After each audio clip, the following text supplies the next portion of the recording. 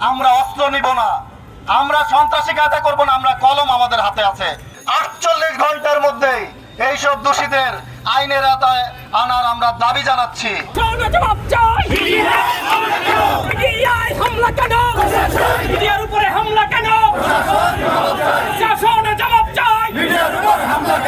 সারা দেশেই কিন্তু প্রতিবাদ চলছে। 48 ঘন্টার মধ্যেই এইসব দোষীদের আইনের আওতায় আনার আমরা দাবি জানাচ্ছি। 48 ঘন্টা, নইলে প্রতিটা মিডিয়াতে, প্রতিটা জেলায়, উপজেলায় এই প্রতিবাদের ঝড় উঠবে। আমরা জানাতে চাই, আমরা সাংবাদিক, আমরা অস্ত্র নিব না, আমরা সন্ত্রাসী কায়দা করব না, আমরা কলম আমাদের হাতে আছে। সত্যটা লিখতে চাই যে ঘোলা পানিতে যারা মাছ শিকার করেছেন এবং সেই মাছ আপনারা খেতে পারবেন না।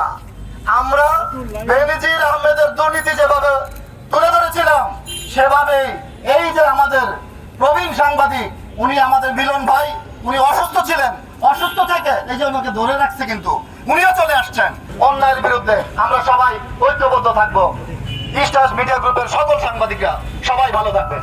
মিডিয়ায় হামলা কেন? মিডিয়ায় হামলা কেন? মিডিয়ায় হামলা কেন? মিডিয়ায় হামলা কেন? মিডিয়ায় হামলা কেন?